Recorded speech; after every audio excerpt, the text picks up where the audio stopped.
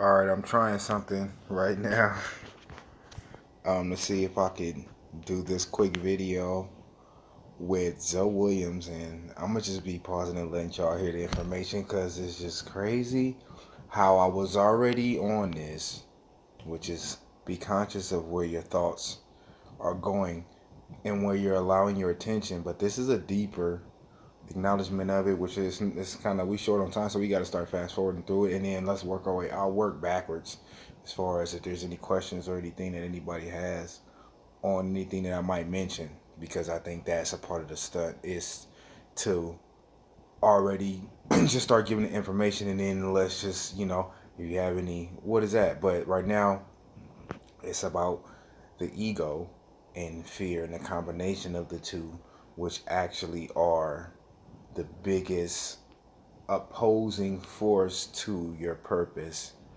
for why you're even here. But and like I'm gonna keep tying it back to the song till I get it out there. But in the song Daymares and Night Dreams, check it out on YouTube. The first lyrics that I say are, the situation is waking up every day where you live in a simulation and plug back in on occasion. It's odd, it feels out of place. You feel me? Like, and that's just the premise of what I'll let Zoe Williams break down right now. Hold on, let's see. As well as Newtonian physics. But now, as quantum mechanics has evolved, scientists all over the world understand one thing. This is a thought universe. The universe we live in is a thought universe. Now they have to factor in consciousness in their mathematical equations. So you mean to tell me you get to live happily ever after without challenging the internal shit within you? You expect to attract some real fly shit that's going to change your life for the better without acknowledging what is in you that challenges you? Listen, a challenge is just an offer. It's like going to KFC. You got a coupon. A challenge is an offer, a coupon. Redeem that challenge and grow up. That part. You don't get to grow up without redeeming your inner challenges. People don't understand that. So I told these young kids, I said, we're going to use Green Lantern. Green Lantern. Now. Hal Jordan. What? Now, the only reason I paused it was because I wanted to point out how you need to start paying attention to how magic works and the correlation and the signs. Like, so Jordan Peele puts out a movie, and now, like, I think it was 200,000 Google searches for 1111 because of it being mentioned in a movie. So, which is a lot of the hidden meanings behind things and the esoteric meaning behind things are hidden in movies, and it's just allegories and stories and things of that nature. So it's on you to go into what you define it to be, because as you define it, it actually is creating your universe to match up as much as possible with the idea. I always try to use this analogy. When the Wright brothers got in their minds that they wanted to put a big piece of metal into the sky with people on it, blowing fire out of it to transport people from one place to another. You could use this in my description. You can see how far-fetched that might have sounded back in a time where the only thing that was in the sky was probably birds. That's it. Birds was the only thing in the sky. Now, what kind of creative thought process must you have and tapping into your truest potential to go beyond what the surrounding populace mindset is? You know what I mean? Just as an analogy. But let's continue on, because I like the way he said, I gave the youth Green Lantern. Now, shout out to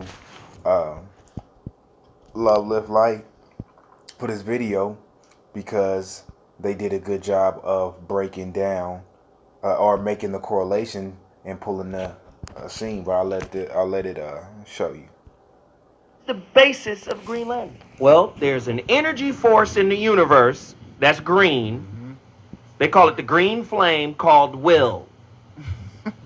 Willpower. The power of will.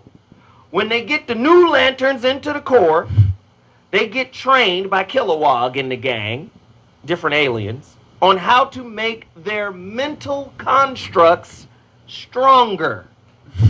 You can, anything you think of, you can create through the Green Lantern ring. Oh, that's the law. All right, Green Lantern ring. The Green Lantern ring, the Philosopher's Stone, the Third Eye, the Kundalini. It's all a correlation of the same thing. What was it? Indiana Jones, the cup. You know, the cup of Indiana Jones, the Fountain of Youth. Um, all of these are correlations to the same thing, which is just the tapping of your chaos energy and the mastery of the control of the process. Another analogy uses, I call it the Hulk paradigm, where you right now are Bruce Banner or Brenda Banner, or male or female, you feel me? But that Hulk energy is your chaos energy. You are order. You feel me? Your conscious mind is order. That's what it puts everything into place. The canvas itself and all of the potential paintings and things are that can be created are the subconscious mind. So in the analogy that he just gave where he mentioned aliens are no different from your angels, your demons, your malevolent, um, your principles, basically, because like the spookism that comes when you hear people talk about they're working with spirits and demons and things of that nature, you start to, at least for me, that was a part of the mind spell that I had to break out of, which is taking the spookism off of it and really hearing what's being said. Because when you hear it, you hear these things and their principles, they're all things within you. So let's watch this correlation. Traction. That is your mind creating a construct. Now, the stronger you get, the stronger your constructs are. The stronger your mind gets. So what is the natural opposite to Green Lantern? The yellow core. The Green Lantern has a natural enemy, the yellow core. Yellow is fear, led by Sinestro. Yellow belly. In the fear core. Slow. So many people have joined the fear core. Fear makes their decisions.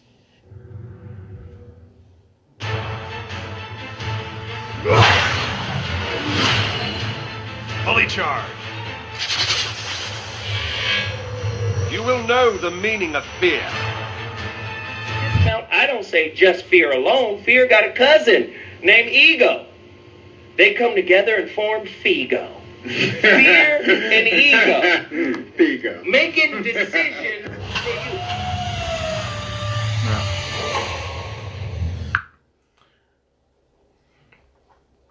Number one, if you not subscribed to Zoe Williams, you don't need to go do that. Go subscribe. YouTube Zoe Williams. Get into or follow his podcast. And in times like these, he has it's a lot of information and research that you can hear from his approach and delivery. He's done the groundwork. You feel me? For me, my spiritual journey, that was my Bobby Hemmett, Bobby Hemmett was a lot of Bobby Hemmett, Phil Valentine, C. Freeman were always the three that I always mentioned for my ability to get out of the mind control that's being programmed and start to recognize your true potential and power. Now, this movie is also one that I always have been talking about since I first saw it, Revolver, because the way that the whole movie is really about the world and just the matrix and the construct more so is what the movie is about. But this scene in particular is drawing from and this movie is prolific with the life quotes that it gives you, one of which is use your perceived enemy to defeat your real enemy. So in this scene, he is entering an elevator to face the boss who he has become the adversary of, and he's confronting him now. In the process of doing so, he goes into a meditative state and confronts the enemy within himself first. And I just like the way that this scene was played out, and man, just it was very, very monumental the way the director and the story, the producers were able to capture the way your ego tries to catch you off guard and use fear and doubt to get you right back where you always end up being. So this is a part of trying to break that cycle. So let's check it out.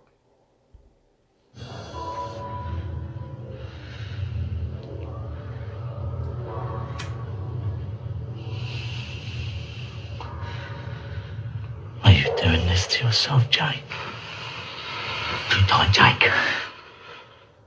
You gotta get out. You're gonna die in a tiny space, Jake. Die, Jake. After you! No. Oh, moving in, Jake. Stuck. What's moving in, Jake? It's die, Jake. I'm scared. I can hear you.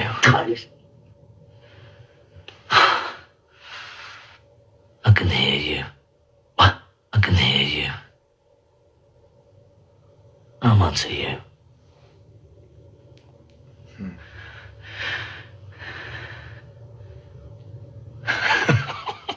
Who takes care of the good times, Jake? We're a team. We're best pals, Jake. You want to get rid of me? You know life without me? You don't know life without me. Do you know life without me? No, because it doesn't exist. Do they talk about me, Jake? No, because I don't exist. Tell your friends about me then, Jake. I protect you, and I control you. If I say do, you obey. If I say you're scared, you're scared! Been listening to the other side, haven't you, Jake? Listening to people that want to hurt you, Jake. New people. New! Not old friends like me. People you shouldn't trust. Not me. I've been your friend forever, since the beginning. Get rid of them, Jake. Forever. They're the enemy, not me. They're new. I'm old. I stay, they go. I say, you do. You're weak without me. Weak. It's us against them, Jake. It's us against them. I'm coming to get you. You want to get rid of me, Jake? You want to make an enemy out of me? You want to get rid of me, do ya? Do ya? You want to get rid of me? Me. Boom. Huh.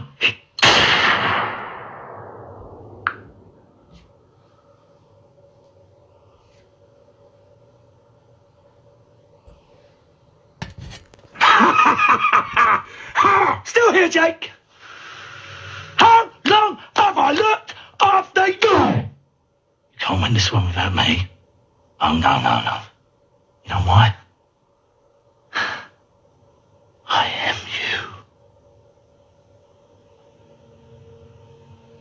You ain't me. The greatest con that he ever pulled was making you believe that he is you. You ain't me. I am you! You're not me. Come on! Your best fucking friend! I am you!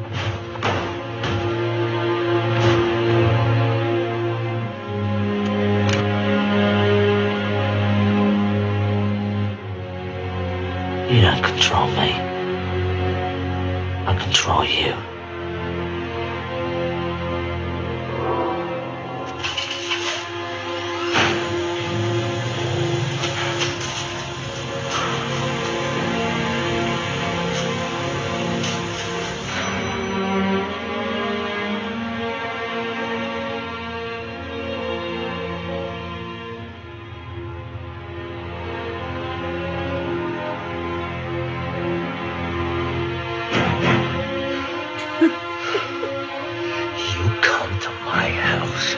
With a loaded gun?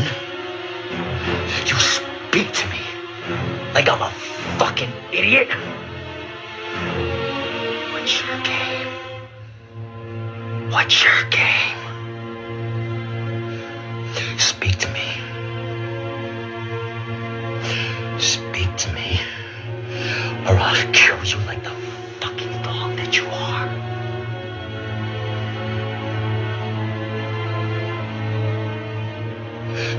Hear me?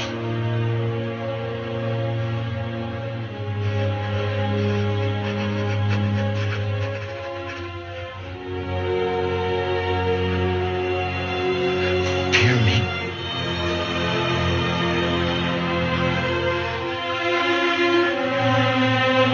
Fear me. Fear me.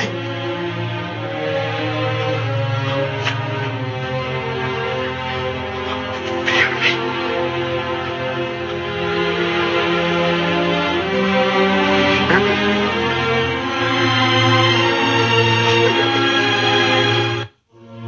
The ego is the worst confidence trickster we could ever figure, we could ever imagine, because you don't see it. And the single biggest con is, I am you. The problem is that the ego hides in the last place that you'd ever look, within itself. It disguises its thoughts as your thoughts, its feelings as your feelings. You think it's you. People's need to protect their own egos knows no bounds. They will lie, cheat, steal, kill, do whatever it takes to maintain what we call ego boundaries. People have no clue that they're in prison. They don't know that there is an ego. They don't know the distinction. At first, it's difficult for the mind to accept that there's something beyond itself, that there's something of greater value and greater capacity for discerning truth than itself. In religion, the ego manifests as the devil. And of course, no one realizes how smart the ego is because it created the devil so you could blame someone else. In creating this imaginary external enemy, we usually made a real enemy for ourselves, and that becomes a real danger to the ego, but that's also the ego's creation. There is no such thing as an external enemy, no matter what that voice in your head is telling you. All perception of an enemy is a projection of the ego as the enemy. Ego or earth is what you need. So when you're in the womb, your heart is your true intelligence. Brother Panic. Your head is connected to your in a ball at first, and you turn into a lima bean in the womb. Your head is actually connected to the heart, where it is mimicking the true self. Then as you separate your brain and your heart becomes the true intelligence, but on planet Earth, your brain is under the illusion that it's the true intelligence. That's called your ego. And that intelligence is necessary for you to operate down here. You do need intelligence. You do need intelligence to operate in Walmart, to drive a car, to pay your bill, to pick up your check, or whatever it is you do. You need intelligence. But when you're talking about your ancient information, your evolution, your transformation, you raising up this energy within inside of you, then you actually have to rid yourself of feeding the intellect or feeding the ego and feed through the heart. That's why you always see this Christ energy, which represents your heart chakra, this fake image of Jesus Christ with a heart with fire all around it. Right, because it's trying, as a symbol, it's trying to tell you that's the gateway. That's the beginning point. This below the heart chakra, the three lower chakras, which represent the human or your animal self. The heart is also known as the place of the wounded child. The wounded child represents you as a human. And in your heart is where you start to forgive and release all the things that happen in the three lower chakras, the energies that happen there.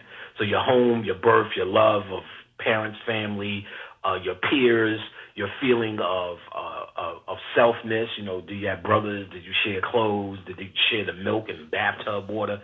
That independent feeling. And then finally the stuff that happened in high school, basically. Did you have girls? Were you popular? Did you have the hottest sneakers? Your self-worth? All of this happens in the three lower chakras and much more, but just to give it an overview. And then the heart. All right, so basically, y'all see the gist, you know, it's kind of long, so I don't want to go too far, but that's the basis of shout out to Brother Panic. He didn't even get a chance to we might have to do a part 2. Y'all leave a comments and let me know. I know it was a lot of information to take in. Make sure y'all go to Occult Lectures on YouTube or occultlectures.com. Brother Panic has a lot of information. Very illustrious person out here with a lot of information. We're gonna get in. I'm gonna start putting out a list. I think I might have to do probably one for each person. Try to do a correlation video. But yeah, let's wrap this one up. Shout out. Let's keep growing. Peace.